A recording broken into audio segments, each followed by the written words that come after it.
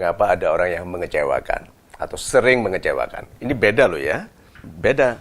Mengapa ada orang yang mengecewakan dan mengapa ada orang yang sering mengecewakan. Yang sering ini berarti tidak belajar dari kekecewaan yang pertama, makanya sering. Nah sekarang mengapa ada orang yang mengecewakan? Satu, kita memilih orang dengan tidak hati-hati. Oke, dalam hidup ini kita akan bertemu banyak orang, tapi tidak semuanya bisa dipercaya. Itu. Nah, kita ini karena kepentingan kita sendiri, niat-niat kita sendiri terhadap keuntungan, kita buta. Dia mempercayai orang bukan berdasarkan kualitas orang itu, tapi berdasarkan harapan dan perhitungan. Kita berharap dia membantu. Coba deh, kita berharap dia membantu. Langsung percayanya beda. Atau kita berhitung gini, dia akan banyak bantuannya dibandingkan dia. Langsung kepercayaannya beda. Nah, jadi sering kepercayaan itu salah karena kita yang salah mempercayai orang berdasarkan harapan dan perhitungan yang salah.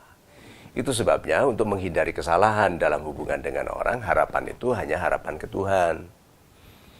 Makanya dinasihatkan itu hanya berharaplah kamu kepada Tuhan supaya nggak berharap ke orang. Yang membuat kita salah percaya, kita berharap kepada orang, lupa. Tuhan hanya digunakan sebagai asuransi, yaitu gini, Tuhan kalau aku salah percaya dibatalkan, kalau benar diteruskan. Ini kan Tuhan dipakai sebagai asuransi. Ini konsepnya loh, banyak orang begitu. Jadi bukan gini, Tuhan aku berharap hanya kepadamu. Dan karena harapanku kepadamu, aku akan berurusan dengan dia. Nah, di dalam urusan ini aku harap Tuhan melewatkan rezeki, kebaikan. Ini percaya. Ini cara berharap yang imani, yang beriman. Jadi bukan karena dia kemampuannya, skillnya, bukan. Tapi Tuhan, aku berharap kepadamu. Itu aku melihat orang ini memiliki kemampuan-kemampuan itu. Nah mudah-mudahan di dalam kebersamaanku dengannya, engkau melewatkan rezeki. Itu di sini. Jadi kalau batal, kecewa nggak kita? Kecewa. Tetap. Tetapi kecewanya orang yang berserah. Jadi bilang apa? Tuhan berarti nggak boleh ya. Gitu. Aduh mohon maaf Tuhan. Berarti apa? Berarti aku telah memboroskan 46 hari dalam hidupku untuk mempercayai orang yang salah. Tuh coba. Setelah saya bilang 46 hari, ada orang yang sudah hampir 1 tahun mengharapkan wanita yang salah.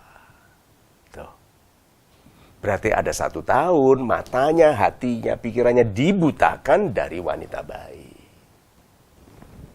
Partner bisnis juga begitu. Partner bisnis. Berarti apa? Sudah 8 bulan, 2 minggu saya salah menggunakan umur saya. Jadi kecewanya bukan ke dia, ke saya. Tuhanku ini kapan aku mendewasa? Kapan aku bijak?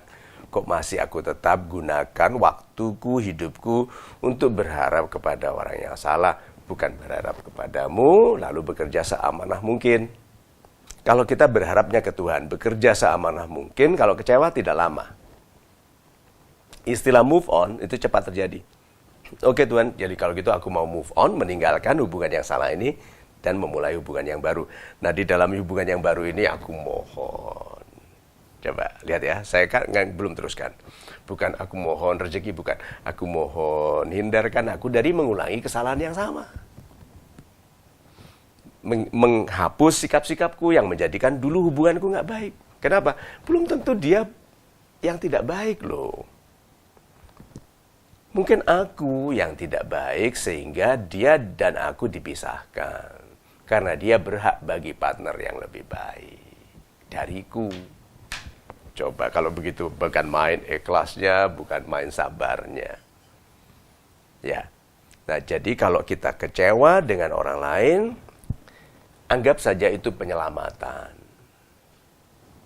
Berarti memang tidak boleh bersama dia, bukan karena dia jelek saja, karena bisa saja memang dia tidak baik ya, jelek sifatnya.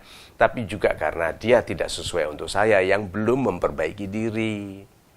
Lihat istilah cantiknya, bukan saya jelek loh, saya belum memperbaiki diri. Berarti dia sama, dia nggak jelek, dia juga belum memperbaiki diri. Lihat itu, cantik sekali ya.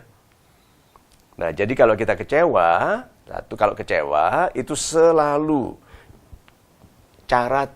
kekecewaan itu adalah cara Tuhan untuk menggali lubang lebih besar di hati kita. Supaya semakin besar cairan indah yang namanya kesungguhan. Hati yang nggak pernah kecewa itu kecil sekali. Jadi ada cairan embun indah yang namanya kesungguhan nggak masuk banyak. Sedikit sekali, makanya gampang kecewa. Kenapa anak orang kaya gampang sedih? Karena hidupnya sangat terlayani. Jarang kecewa. Jadi kemampuannya menampung kesungguhan kecil. Anak miskin itu selalu sedih, kecewa, kurang. Sehingga cairan surgawi yang namanya kesungguhan itu banyak. Tuh, berarti kekecewaan itu memperdalam hati supaya lebih mampu menampung kesungguhan. Nah, perhatikan kehebatan hidup kita. Selalu setelah kecewa, menghebatkan diri. Selalu kecewa, menghebatkan diri, memperbaiki, belajar. Langsung hasilnya baik. Jadi Tuhan itu membuat kita kecewa supaya menjadi orang lebih baik. Sakit? Ya, sakit. Tidak enak sekali. Kenapa kok tidak enak sekali? Satu, kita itu kecewa. Selalu dikecewakan oleh orang yang kita percayai. Gak bisa tuh kita kecewa sama orang gak kenal. Iya, aku kecewa sama kamu. Terus bilang, kita kenal di mana? Belum. Gak bisa tuh. Nah, kita berarti kita kecewa terhadap orang yang kita percayai. Nah, semakin sakit kalau semakin kita percayai. Maka berhati-hatilah dalam mempercayai orang. Karena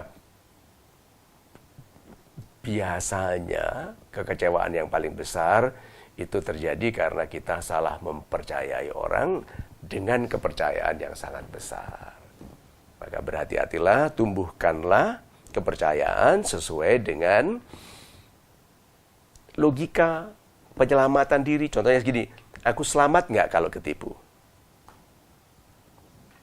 Banyak orang tidak berpikir itu. Aku selamat nggak kalau aku ketipu? Selamat, masih bisa. Aman nggak kalau nanti ternyata dia tidak amanah? Oke, masih bisa. Nah, banyak orang tidak. Lepas-lepas saja, tertipu habis. Gitu.